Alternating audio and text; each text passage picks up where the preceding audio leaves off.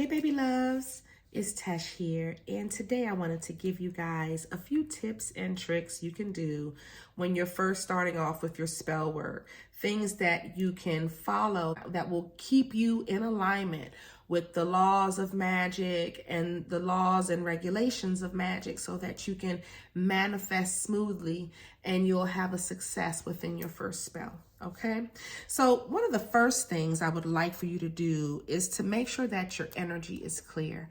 A lot of times we want to do a love spell or we want to do a money spell, but we're depressed, we're sad, we're stressed out, we're frustrated because of the lack of whatever that is. And if you're feeling that way, stop right there.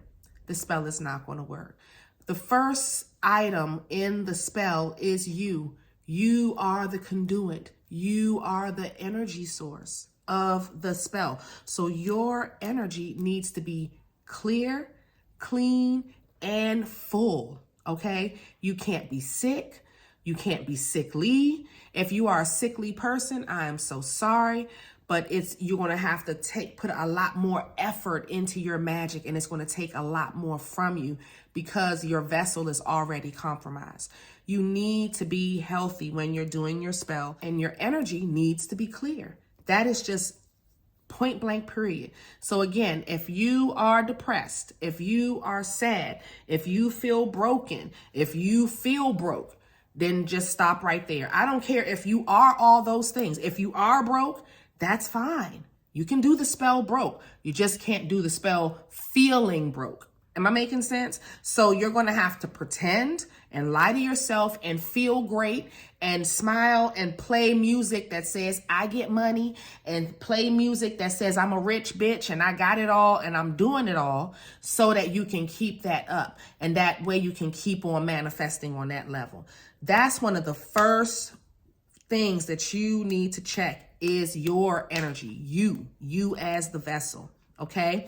The next thing you need to check is your intentions behind the spell. All right.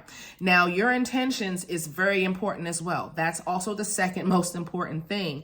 If your intentions is to hurt someone or to make somebody suffer for what they did or anything like that, just stop. It's not going to work. You need to forgive. You need to move on. And then you'll see that when you do the spell to send any energy back to whoever that has sent it to you, that information or that charge will automatically go back to that person. You will be able to release that spell and release that energy, and it will flow directly to them without any problem. But if you're holding on to said anger, said resentment, said frustrations, and you want to harm someone, all you're going to do is send out energy that's just going to come right back to you. That's one of the things that you need to know, that you can't be out here doing a lot of messed up stuff. If you're in love with somebody and that person is married, check your intentions. Check your moral compass. I know a lot of us don't want to face that, but your moral compass will tell you if you need to be doing this or not. Okay, know thyself. That's one of the laws of magic, is knowing yourself, knowing your own moral compass, knowing your own standards of what you're willing to do and how far you're willing to go to receive something. All right. So that's also very, very important. Another thing you need to think about is your knowledge. Do you know the ritual properly that you're doing? Do you know all the things about the ritual, the planetary cycles that need to be happening during that ritual? Do you know the ingredients that you're supposed to have, the time of day that you're supposed to be doing this, all of the tools that you'll need with set ingredients to make this ritual happen? All of those things also need to be in place. A lot of times you think all you need is a jar, or all you need is a candle and one ingredient. And depending on how skilled you are with your magic, that may be the case. But if you're a beginner, you're going to have to put a little bit more effort and a bit more thought into how you accomplish said spell. Okay. Now, another real important tool that you'll need when you're doing your spell is to be able to focus and concentrate. Do you have a quiet place that you're able to focus your energy on the spell when you're doing it? Because when you do the spell, you can't get up and leave and come back and then watch the spell and, cook something. You may can stand in another room and get a few things done and come back to it, but you really can't walk off. Because if you have one of these lit and it's mounted onto the plate, you don't want it to fall over. And if you have certain herbs in here, the whole plate catches fire. That's not what you want. You want to be able to watch the candle. You want to be able to look at the flame and see how it's burning and if it's burning high enough and how clear the flame is. And also you want to see how it burns. If it's pooling or if it's burning clearly, you want to know all of that. So it's important to have your knowledge down pack of what you're going to need and the tools and all the other things that you're going to need for set ritual.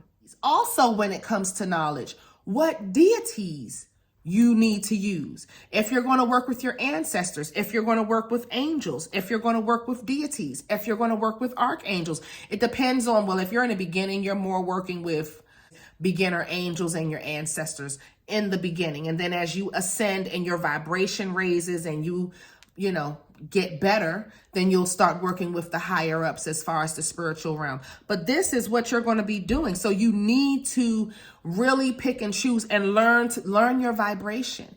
Start meditating. That's also something that you should be doing prior to your first spell. Because how are you going to know how to focus and concentrate if you can't even calm your mind enough to focus and concentrate? Focusing and meditating and clearing your mind, getting your subconscious mind to be able to focus and visualize what it is you're trying to manifest, that's all part of the ritual.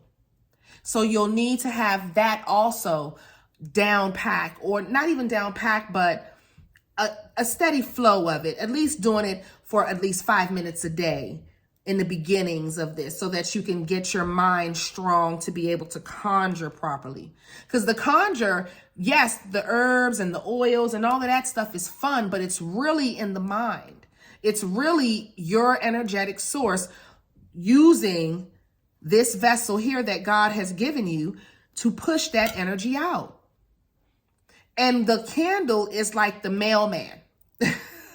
The flame is what's sending the message. You feel me? That's how the magic works. Okay? Even the proper way to pray. You want to read certain Psalms. You want to speak directly to God, and you want to speak as if it's happening here right now. Don't talk as if I want a new car. I'm driving my new Lamborghini. That's what you're saying in your spell. Thank you, God, for my new Lamborghini.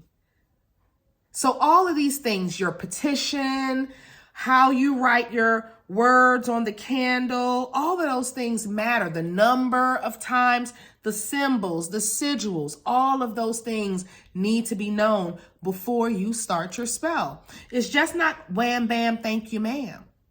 And also, when you do your spell, leave an offering. Because don't nobody want to do anything for free. I don't know where everybody get this from, that spiritual people work for free. No, we don't. No, we don't. We work really, really hard. So no, okay? That's what that's about. So research your ritual that you're doing. Find out exactly all the information, the moon cycle or the planetary alignments that need to be happening. The way to write on your candle, the colors that you're using, the symbols and numbers that you're using, the day of the week that it needs to be, the time of day that it needs to be. All of those things matter, guys. Okay? So before you do your first spell, do your due diligence and learn these things. And if you're open, you're welcome to come to my Patreon at patreon.com/Insight by Tesh to learn. I put up videos all the time. They get videos way more than YouTube. I mean, YouTube may get 3 a week, and Patreon, I'm busting them out whenever I make them, like every day, okay? And anything that I put on YouTube, it's already been on Patreon, and I'm sharing it to YouTube. But I love YouTube, though. I love everybody on YouTube. I love my moderators. Like, y'all know I do. Y'all know I do. But I'm just saying, like, the business is happening on Patreon. All right.